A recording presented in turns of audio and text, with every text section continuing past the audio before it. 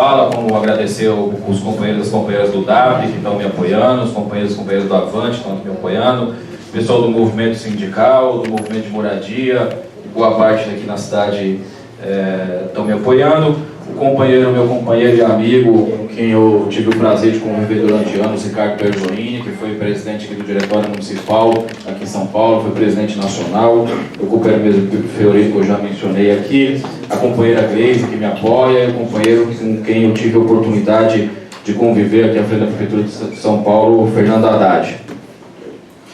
E o companheiro Wagner Freitas, que eu também faço questão, né, de fazer uma referência nesse momento, que me apoia, né, porque eu acho que dialoga com o que um companheiro trouxe aqui. A CUT foi citada aqui como um movimento de resistência política do Levi, então eu preciso fazer essa referência ao companheiro Wagner, né, que é da CNB. Né? Então, se a CUT, que também é dirigida boa parte ali pela CNB, foi um movimento de resistência a isso, eu fico feliz e trago aqui para o debate. Quero falar de uma coisa que eu não posso deixar de falar rapidamente. Antes disso, agradecer o último debate, então não posso deixar de falar também do processo de debates que nós fizemos até aqui. Nós fizemos esse é o 6º debate, o Diretório Municipal organizou 5 debates espalhados pela cidade, além dos debates de chapa, que os nossos companheiros e companheiras da CNB foram defender. E esses 5 debates, a Cidade Demarque organizou um outro debate à parte, dizer que eu estou contente com um processo rico, né, para cima, né, que os companheiros inclusive colocou para cima, o Donato e o Clóvis, né, debatendo política, debatendo propostas para o PT. Acho que temos muito acordo, né? Acho que se a militância do meu partido me der a honra de dirigir esse diretório, eu quero dialogar muito com o Donato e com o Clóvis para construir boa parte das propostas, e se o Donato ou o Clóvis for o presidente do diretório municipal, eu quero convencê-los, né, a ajustar o discurso com as propostas que nós temos feito.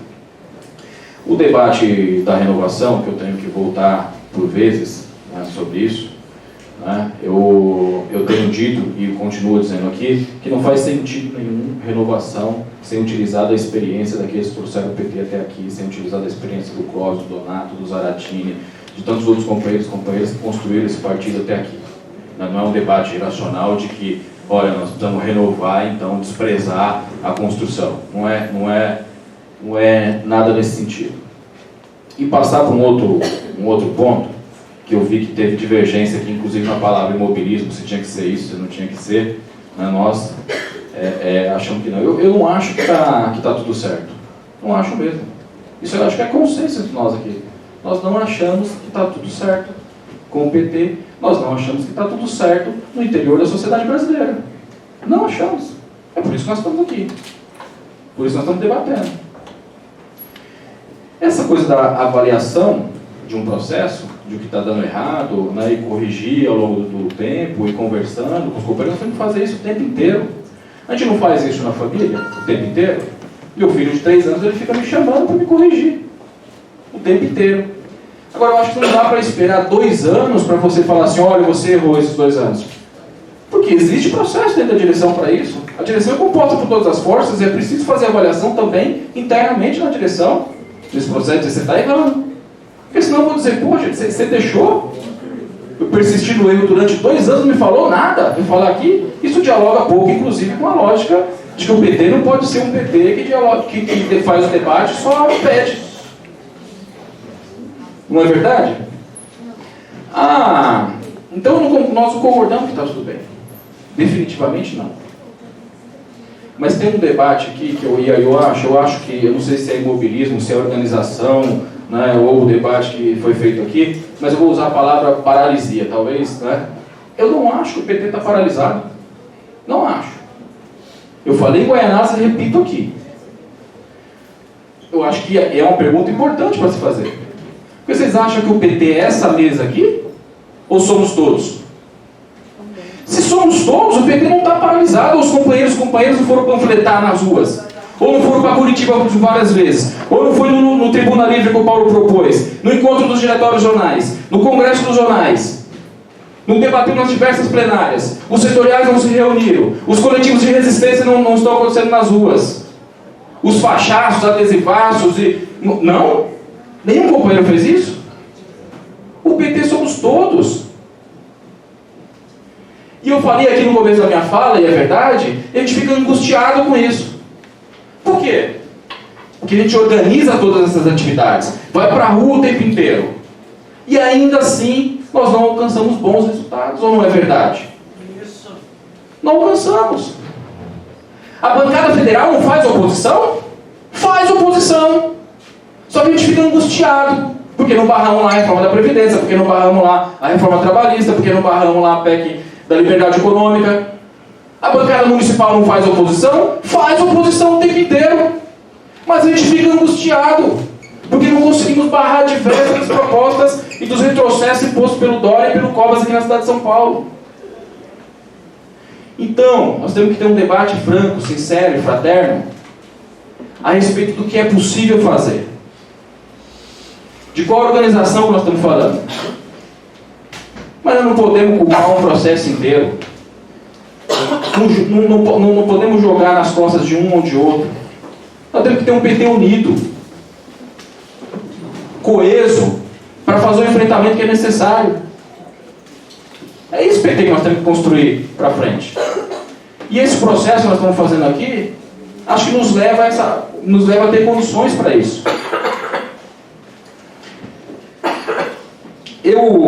Quantos minutos, Paulo? Faltam 5 minutos. Para os 12.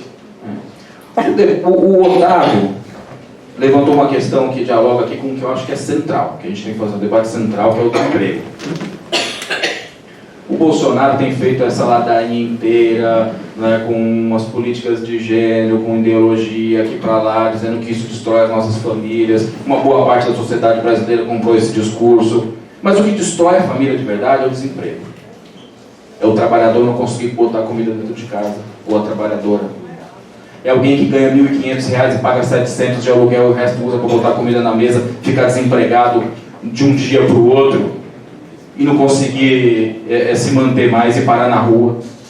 Ou nós estamos vendo os números de ambulante explodir na cidade, ou mesmo de moradores de rua. O debate que a gente tem que fazer com as famílias, o debate que a gente tem que fazer com os trabalhadores e trabalhadoras dessa cidade é focado na questão do emprego. É assim que a gente tem que convencer aquelas pessoas que votaram no Bolsonaro. Porque eu tenho dito e repito, nós não podemos ter ódio ou raiva de quem votou no Bolsonaro. Porque nós temos que lembrar que uma boa parte dessa população votaria no Lula.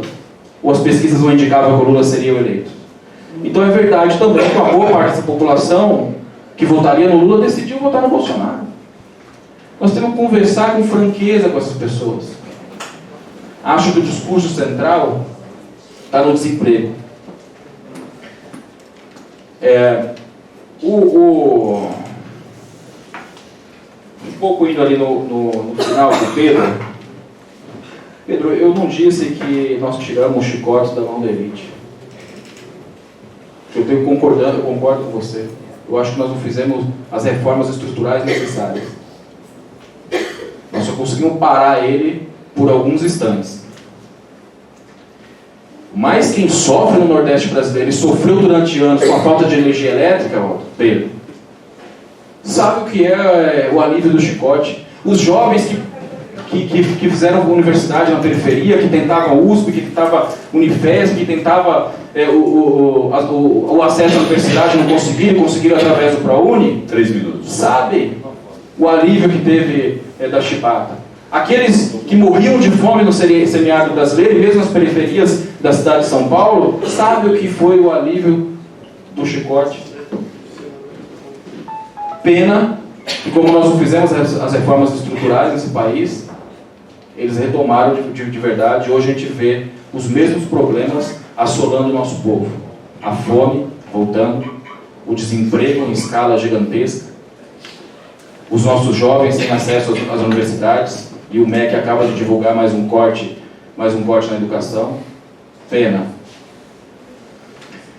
E para concluir, eu não entendi o meu companheiro Eric da centralidade na chapa de vereador, mas eu acho, da construção da chapa, eu acho que nós temos que pensar verdadeiramente e construir uma chapa que represente os estratos da sociedade. Nós apresentamos na penúltima eleição 34 nomes, na última 74 nomes, caímos de 360 mil votos na legenda para 100 mil votos na legenda, ainda que tenha o Suplicy e possa ter canalizado boa parte desse eleitorado, mas nós precisamos então apresentar para a sociedade uma chapa que dê conta do que nós estamos conversando aqui, do que nós estamos conversando em todos os debates, do que nós apresentamos nas nossas propostas, que é um PT que dialoga para fora. Nós precisamos construir essa chapa. E nós precisamos apresentar algumas perspectivas para quem vai entrar nessa chapa. Então nós precisamos debater com franqueza também. Como é que nós vamos organizar o fundo, como é que nós vamos organizar o tempo de TV, né? Como é que tem pessoas que vêm com pautas com muita particularidade que outros vereadores que possam ter eleito, por exemplo, não dialogam com essa pauta. Como é que nós vamos absorver esse companheiro que se dispõe a disputar a eleição no futuro? Eu acho que tem condição para isso. 1 minuto. Acho que tem condição. Né? Acho que os nossos vereadores, a bancada, poderia absorver boa parte dessa chapa lá na frente. Porque a partir disso nós vamos conseguir construir uma chapa qualificada. Uma outra coisa que a gente poderia pensar é que com carinho, no futuro, dialogando com todos e todas. Hoje na bancada nós temos 9 vereadores. 9. Se cada um dos 9 vereadores tivesse pedido licença durante um mês, não é rodízio que eu estou defendendo não, veja bem. Tivesse pedido licença da bancada durante um mês, nós teríamos 9 meses de substituição para os nossos suplentes poderem assumir e apresentar na Câmara Municipal, fazer o debate que eles propuseram na Câmara. Isso já foi feito. O PSOL fez isso com a Sâmia, quando disputou a eleição. O Toninho pediu licença para a Sâmia assumir. O Alfredinho, quando foi candidato em 2004, perdeu a eleição. O Chico Macena abriu mão para o Alfredo assumir. O Alfredo apresentou alguns projetos importantes na Câmara. Mas é um debate que nós estamos... Donato, parabéns. Então, é um debate que, para concluir, é um debate que nós temos que fazer com muito carinho e franqueza no futuro. E dizer para vocês, assim, que o que eu tenho dito, assim, eu não tenho pretensões de ser candidato a vereador, de ser candidato a deputado estadual ou federal. Eu não estou entrando aqui para sair desse processo fortalecido, para sair maior, ou qualquer coisa do tipo. Eu estou entrando aqui para ser presidente do PT junto com vocês. Eu quero ser presidente do PT. E ajudar a organizar esse partido, ajudar a unificar esse partido para fazer as lutas que são necessárias. E a luta, a primeira, é a liberdade do Lula. Portanto, Lula livre.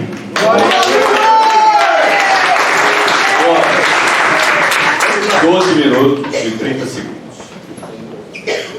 Algumas perguntas que foram colocadas lá, dá para mim colocar tranquilamente numa só. Por exemplo, a questão do imobilismo, foram vários companheiros e companheiras que colocaram. É aí que eu quero colocar o seguinte, quer dizer, eu sou de uma formação marxista-leninista, que tinha a crítica e a autocrítica como um fator importante. Não é vergonha para ninguém fazer autocrítica, assim como, entende? Fazer crítica ou a autocrítica, certo? Fazer autocrítica não é o chicote nas costas, minha culpa, minha máxima culpa, certo? Não é nada disso. A classe dominante vive diariamente falando isso. O PT tem que fazer autocrítica, mas eles não querem que a gente faça autocrítica coisa nenhuma. Eles querem é que nos humilhar, né? Então nós temos sim, tá certo? O campo que dirige esse partido há muitos anos, certo? É evidente que não dirigiu sozinho, tá? Tem que fazer autocrítica sim dos nossos erros. Os nossos acertos nós sabemos, certo? Os nossos acertos nós sabemos, mas não sabemos, certo? Não queremos discutir os nossos erros. Discutir, por exemplo, não é? Os governos petistas deram uma melhor condição aos trabalhadores e trabalhadoras. Porém, essa questão não foi politizada, sabe? Não foi politizada, foi sempre assim como uma coisa dada, entendeu? Olha, deu tal, entendeu? E com muita justiça, entendeu? Os trabalhadores e as trabalhadoras, sabe? Querem muito mais, tá certo? E nós não entendemos isso, certo? certo? Nós não entendemos isso, sabe? Abrimos as condições de crédito, dessa coisa toda, isso, tá? Mas isso tudo não foi politizado, certo? A questão do imobilismo, acho que o imobilismo, tá certo? E a questão organizativa, tá? Elas não são separadas de forma nenhuma, tá certo? Há esse imobilismo. Há imobilismo quando a gente não tem a capacidade de mobilizar a classe trabalhadora, tá? Contra a reforma da Previdência. A gente não tem realmente a capacidade de fazer uma ampla mobilização de massa pelo Lula livre. É importante, sim, os comitês, é importante que esses comitês se proliferem,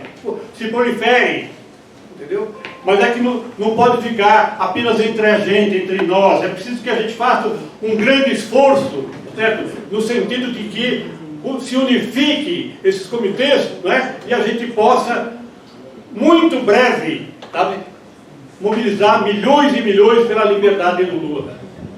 Com certeza, há aqueles e aquelas, né, que acreditam, certo, que o Lula será solto apenas com uma penada do judiciário.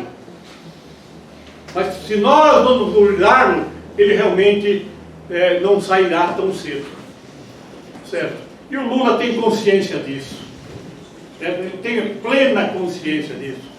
Tá? A questão é que se há 5 comitês ou 10 comitês, etc., eu participei de um debate no qual o Paulo Camonto estava e ele falou exatamente isso. Entendeu? Exatamente isso. Como é que nós queremos o Lula livre se tem 5 comitês em São Paulo? Ah, quer dizer, então há que ter sim, não é isso? Acho que nós temos que sair desse imobilismo, sabe? O companheiro Pedro colocou a questão das chibatadas e colocou por que as chibatadas continuam. A gente vê diariamente, diariamente, certo? O que está acontecendo com a nossa juventude, principalmente a juventude negra, tá?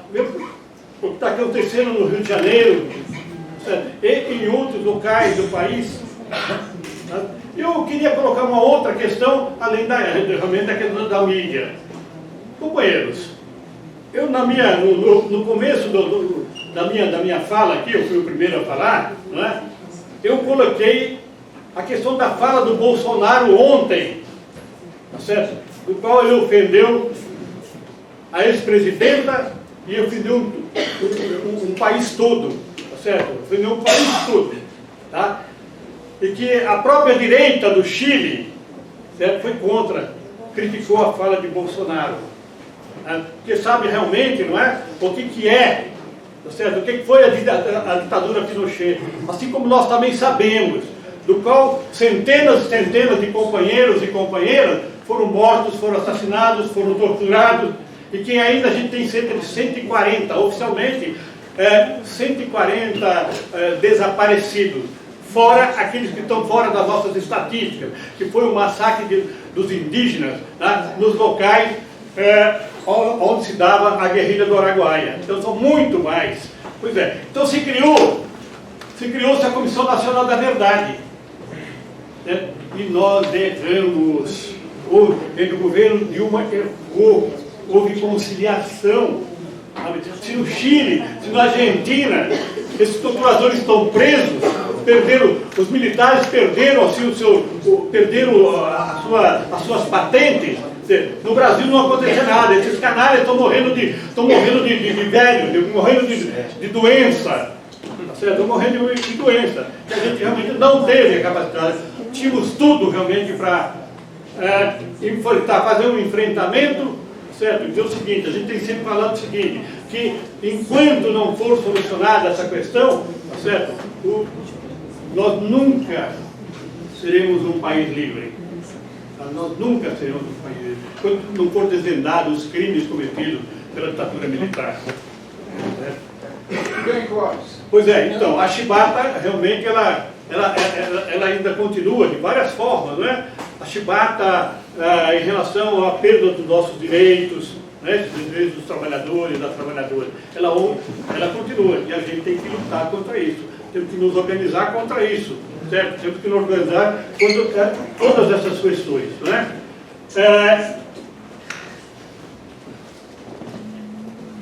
Questão dos ambulantes, eu acho o seguinte, né? A economia informal, acho que em qualquer lugar do mundo, certo?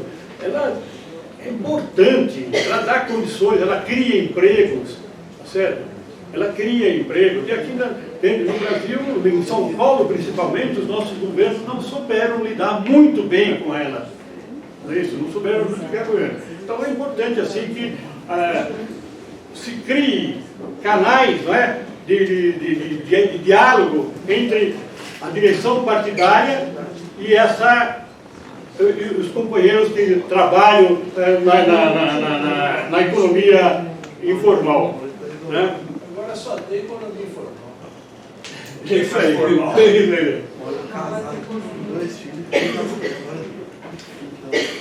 Como fazer para trazer a essência da militância? Foi uma fala, se não me engano, da Bernadette, para organizar os diretórios zonais. Acho que a próxima direção, ela tem que olhar, tem que ter um outro olhar para os diretórios zonais. Temos sim que criar condições para que o diretório zonal tenha a sua sede, tenha o seu local de encontro, tenha como fazer os cursos de formação política, tem que fazer a discussão no seu bairro, certo? Com a juventude. A gente fala muito da juventude, que a juventude não chega até o PT, sabe? Pô, e a gente tem todas as condições para trazer essa juventude, filiar essa juventude, mas para a gente precisa de política, a gente ter locais para nos organizarmos, para estar discutindo com essa militância. A outra questão que eu coloco, não é? É a questão das eleições, não é isso? Das eleições. De 4 em 4 anos, tá certo? Nós mobilizamos os companheiros e companheiras para apoiar as nossas candidaturas.